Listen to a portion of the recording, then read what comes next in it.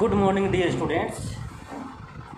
Myself, Dr. Rajaram, Assistant Professor, Chemistry, Government डूंगर college Bikaner.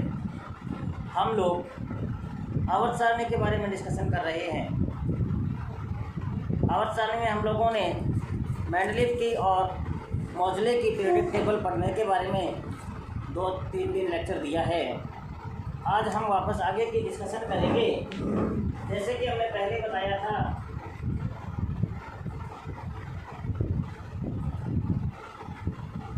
Periodic table के trends के बारे में हम लोग आज डिस्कशन करेंगे।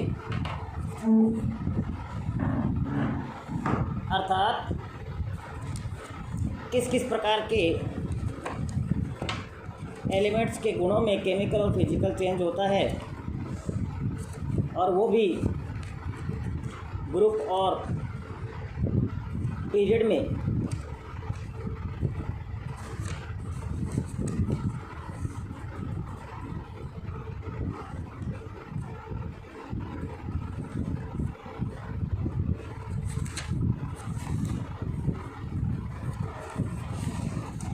हम जानते हैं सहसंयोजक त्रिज्या के मान का अवकलन करते हैं तो हमें ये कंक्लूजन मिलते हैं। एक ही वर्ग में ऊपर से नीचे आते हैं तो एटॉमिक रेडियस का मान बढ़ता जाता है। इसका कारण यह है कि जब वर्ग में जब ऊपर से नीचे की ओर आते हैं तो इलेक्ट्रॉनिक विन्यास में एक एक मुख्य कोश बढ़ता है। स्वाभाविक ऐसी स्थिति में इनका आकार बड़ा हो जाएगा। आकार बड़ा हो जाएगा तो सहसंयोजक त्रिज्या का मान भी बढ़ जाएगा। नंबर 2 की बात करें, एक आवर्त में बाएं से दाएं जाते हैं तो त्रिज्या के मान लगातार घटते जाते हैं। इसका कारण ये है कि परमाणु की संख्या बढ़ने के साथ नाभिक में प्रोटॉन अर्थात नाभिकीय आवेश का मान बढ़ता जाता है। अब बात हमने डिस्कशन किया, ग्रुप में ऊपर से नीचे आते हैं, यूँ आते हैं तो कोवेलेंट रेडियस जो है वो क्या होगी, बढ़ेगी, इंक्रीज होगी, क्योंकि इसमें हर जगह एक नया कोश जुड़ेगा तो परमाणु का आकार बढ़ेगा तो सहसंयोजक त्रिज्या बढ़ेगी। और यदि लेफ्ट से राइट जाते हैं, हमने पहले डिस्कशन किया था कि लेफ्ट से राइट जाते हैं तो इलेक्ट्रॉन जो है वो एक ही कोश में भरे जाते हैं। एक ही कोश में इलेक्ट्रॉन भरते हैं तो प्रभावी नाभिक के आवेश का मान लगातार बढ़ता जाता है और सहसंयोजक त्रिज्या का मान कम होता जाता है।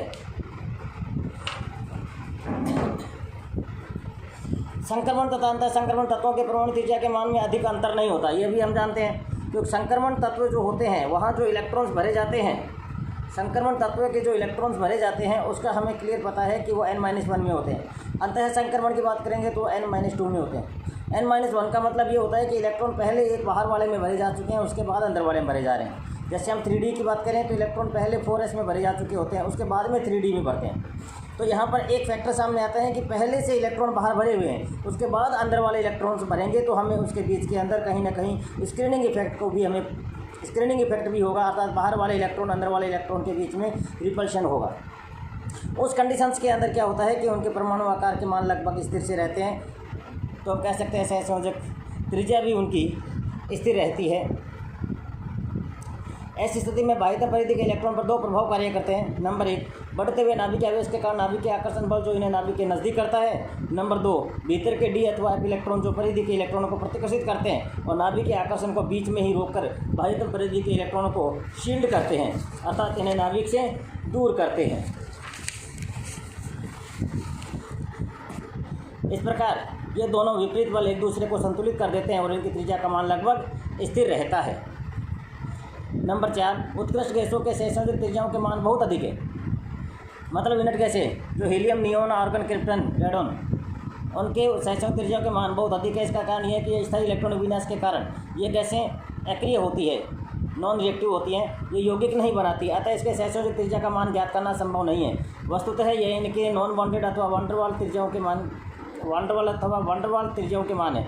2 निकटतम परमाणुओं के मध्य के बीच की दूरी का आधा वंडरवाल त्रिज्या कहलाता है। इसे ज्ञात करने के लिए ठोस अवस्था में एक्स किरण विश्लेषण किया जाता है। किसी भी अणु के लिए सहसंयोजक त्रिज्या की तुलना में वंडरवाल त्रिज्या का मान सदैव ही अधिक होता है। एक आयन के नाभिक एवं बाह्यतम इलेक्ट्रॉन के मध्य की दूरी को आयनिक त्रिज्या कहते हैं। आयन 2 प्रकार के होते हैं, पॉजिटिव आयन अर्थात केट आयन, नेगेटिव आयन अर्थात एन आयन। एक कैटायन के बनने में कोई परमाणु अपने इलेक्ट्रॉन को त्यागता है अथवा चूंकि नाभिक में प्रोटॉनों की संख्या तो वही रहती है, अतः यदि परमाणु कुछ इलेक्ट्रॉन को त्याग देता है तो वही नाभिक जब कम इलेक्ट्रॉन को अपनी ओर आकर्षित करेगा, स्वाभाविक आकर्षण बल बढ़ जाएगा, जिससे परमाणु संकुचित होकर छोटा हो जाएगा। यही कारण है कि धनायनों का आकार अपने परमाणु आकारों की तुलना में सदैव छोटा होता है। ये बात हमें क्लियर पता होती है। इलेक्ट्रॉन जब एक जैसे सोडियम का एग्जाम्पल लेते हैं, एटॉमिक साइज के अंदर सोडियम का एक एग्जाम्पल लेते हैं।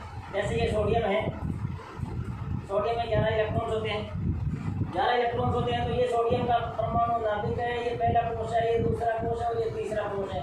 पहले में 2 इलेक्ट्रॉन है, दूसरे में 2 3 4 5 6 7 8 इलेक्ट्रॉन है, ये 1 इलेक्ट्रॉन है। यदि ये इलेक्ट्रॉन महत्तम इलेक्ट्रॉन आईपी के द्वारा रिमूव हो जाता है, एक इलेक्ट्रॉन इसमें से रिमूव हो जाएगा तो Na जो है वो Na+ में चेंज हो जाएगा। तो यहाँ पर इलेक्ट्रॉन्स जो है, इलेक्ट्रॉन प्रोटॉन कितने हैं, प्रोटॉन 11, इलेक्ट्रॉन कितने हैं 11। लेकिन यहाँ जब हम बात करेंगे तो प्रोटॉन तो है 11 लेकिन इलेक्ट्रॉन है 10। तो अट्रैक्शन जो है वो यहाँ पर ज़्यादा हो गया, न्यूक्लियस का जो अट्रैक्शन है वो यहाँ पर ज़्यादा हो गया, क्योंकि यहाँ प्रोटॉन 11 है, इलेक्ट्रॉन 10 है। तो प्रोटॉन जो है वो इलेक्ट्रॉन को काफ़ी मजबूत आकर्षण बल से अपनी तरफ आकर्षित करते हैं, जिसके कारण जो साइज की बात करें तो इसकी तुलना में इसका आकार हमेशा छोटा होगा। और इसी प्रकार नेगेटिव की बात करें तो ये Cl है और ये Cl- है। इसके अंदर आप देखेंगे तो Cl में P कितने हैं, Cl में P है 17, E कितने 17, लेकिन यहाँ P कितने 17, लेकिन E कितने 18। E 18 होते ही उनमें रिपल्शन होगा तो साइज है वो बढ़ेगा। तो इन दोनों की तुलना करेंगे तो इसका आकार इसकी तुलना में ज़्यादा होगा। तो धनायन का आकार अपने पेरेंटल परमाणु से हमेशा छोटा होता है और ऋणायन का आकार अपने पेरेंटल परमाणु से हमेशा बड़ा होता है। तो ये हमने आकार के बारे में डिस्कशन किया। अब हम बात करेंगे आवर्त सारणी में प्रवृत्ति, ट्रेंड्स इन पीरियोडिक टेबल। एक वर्ण ऊपर से नीचे की ओर जाने पर धनायन और ऋणायनों दोनों त्रिज्याओं के मान बढ़ते हैं। जैसे क्षार धातुओं और उनके धनायनों और हैलोजन तथा उनके ऋणायनों की त्रिज्या के बढ़ते हुए मान हम जानते हैं। अलग अलग तत्वों के परमाणु अथवा आयन जिनके पास इलेक्ट्रॉनों की संख्या तो समान हो उन्हें सब इलेक्ट्रॉनिक स्पीशीज़ कहते हैं। इलेक्ट्रॉनिक स्पीशीज़ की श्रेणी में ऋणावेश के मान से कमी आने अथवा धनावेश की वृद्धि होने से उनके आकार में कमी होती है। इसका कारण यह है कि श्रेणी में इलेक्ट्रॉनों की संख्या तो समान लेकिन नाभिक में प्रोटॉन की संख्या बढ़ती है। फलतः नाभिक आवेश में वृद्धि के साथ नाभिक आयनिक त्रिज्या में कमी होती है, जैसा कि हमने एग्जाम्पल में बता दिया। और यदि इलेक्ट्रॉन्स बढ़ेंगे तो अट्रैक्शन कम होगा तो उसका साइज बढ़ेगा, ये हमने बता दिया। अब हम बात करेंगे एप्लीकेशंस की। Applications in predicting and explaining chemical behaviour, रासायनिक व्यवहार की व्याख्या एवं अनुमान लगाने में अनुप्रयोग। यह हम बात करेंगे नेक्स्ट लेक्चर में। आप लोग बने रहिए और पढ़ते रहिए और अपने आप को सेफ रखिए। Stay home, stay safe. Thank you.